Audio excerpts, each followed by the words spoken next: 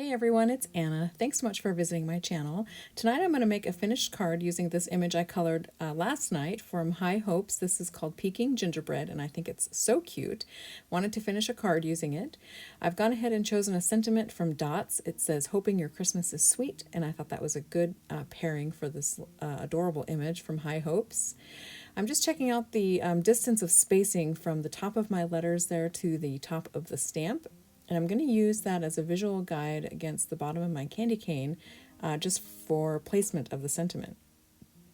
So I'm adding some black stays onto my stamp, and then I'm going to get a good look at the top of my stamp and the bottom of the candy cane and just use that as a way of getting my sentiment stamped nice and straight on my card panel.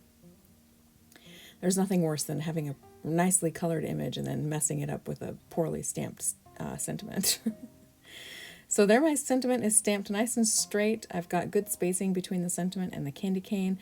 The spacing on that rubber stamp really helped with that. So that's just a tip for you. And you'll notice that I actually did it upside down. That allowed me to see the top of my stamp and the bottom of the candy cane really clearly. I've gone ahead and chosen a piece of paper from this Mary Mary 6x6 pad. It's from Pebbles, and I've chosen the one with the little peppermint candies on it, and I think it's really cute. I've cut the peppermint paper down to 4 1/8 by 5 3/8, and that will fit nicely on the base of my card with just a little bit of card showing around the bottom of that image there. My panel with the gingerbread on it is cut at 3 3/4 by 5, just so you're aware. So I'm going to actually distress my stamped image panel just slightly with some tea dye ink. This is tea dye distress ink, and I'm just going to use a blender brush, and I'm going to brush the brown ink around the outside edge of my card panel there. You've seen me do this many times, so I'm going to actually speed up the process here.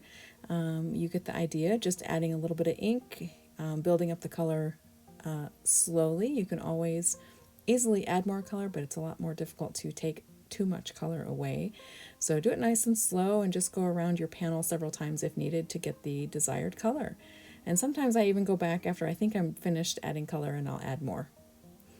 And because I like everything to look nice and cohesive on my cards, I'm actually going to add the tea dye color to the patterned paper as well as my card base. And I think this makes the project look more finished and cohesive. And I don't always show you, but I usually add the distressing to every section of the card base as well. So the front, the back, and even the inside. So I may not do it as heavy, but I do add a little bit just because I like the finished look of it. And then I'll show you the tea dye on the paper there. It looks really pretty, I think. And make sure if you are using any pieces of paper on the inside, you tea dye those as well or distress those as well, just for cohesiveness.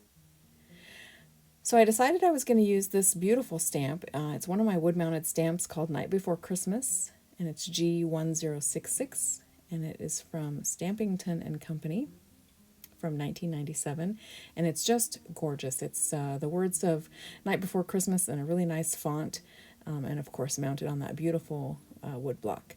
I'm going to use some tea dye ink, add that to my image, and then I'm going to stamp it off just to make sure it's the right color ink that I want to use on my project.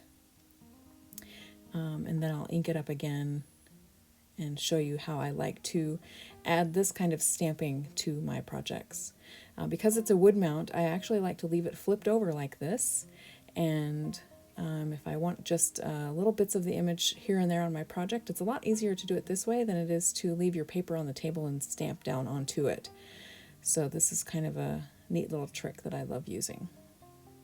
And so I'm able to really target the sentiments. I'm able to just give a little bit of pressure if I want just a little bit of stamping, or I'm able to add more pressure if I want a very clear image. So it's one of my favorite ways to use stamps in the background. So I'll just add a little bit more on this one corner, and then I'll clean off my stamp and move on to the next step in the process. So I decided that I wanted a little bit more color around the edge of the card, so I'm going to add in just a little bit. This also will soften the stamping of that sentiment as well, or the background sentiment as well, the Night Before Christmas text. Then I decided I wanted to add some little snowflakes to my background as well. So I pulled out a few random snowflake stamps. I have a couple Stampin' Up! Stamps and two which I believe are from Hero Arts. And so I just decided to use a couple of those on my project, stamped in the same color ink just to give a little bit more visual interest in the background.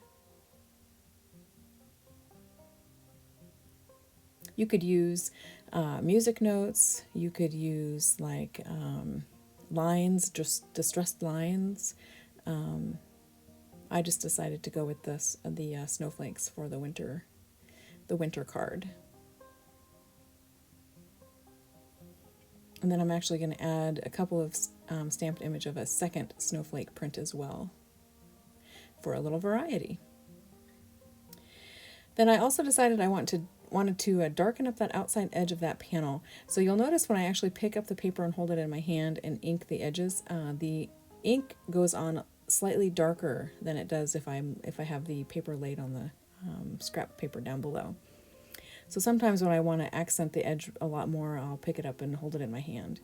And that allows the bristles of that brush to apply more ink to the edge of the paper. Now I'm going to adhere my stamped panel to the piece of peppermint paper.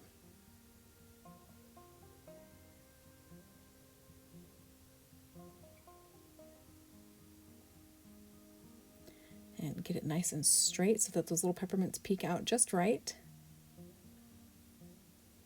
And I'm going to use my tracing wheel to add some distressed stitching, faux stitching around the outside edge there. So I'm going to go around all four edges of the stamped panel and add a faux stitch line. This is one of my favorite tools. I love this tool. And then in addition to those lines, I'm actually going to go around and add some rather zigzaggy stitching as well, just for a little bit more visual interest. I really love that look. You can see it really nicely there. And I'll do this in 3 places on the card.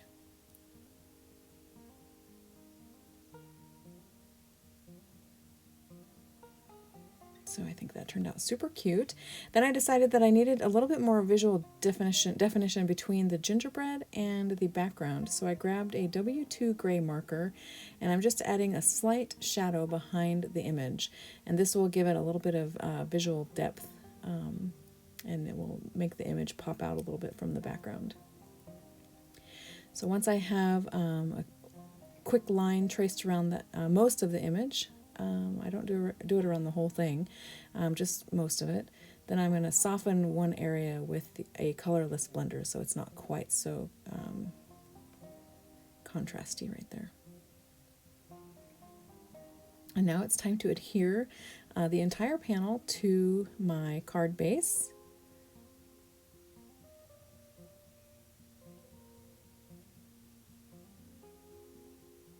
And I'm just using some Tombow Mono liquid adhesive. It's my favorite glue. I love this glue. I've been using the larger bottles. They sell the glue in 2 different sizes. And last time I ordered it, I ordered the larger bottles. I won't do that again. It gets a little too tacky and hard to use, hard to get out of the bottle. So I'm going to stick with using the smaller bottles. Then I decided to use that extra piece of paper on the inside of my card, and you'll see here how I gauge where to stop the glue. I just flip it over, place it on my card, and then I know exactly where I need to put the glue on the back of my pattern paper. I let it overhang on one side, and then I just use a pair of scissors to snip that extra off. So this is a really easy way to do it. You could also put it in a paper trimmer as well if you prefer that method. Then I'm going to give it a quick spritz of the gold glitter dust spray, and that's going to finish off my card. So I'm using my creativity towel that Marilyn G sent to me to catch the excess glitter, and that's it. That's my finished card. So thank you so much for watching. I hope you enjoyed my video, and until we chat again, take care. Bye!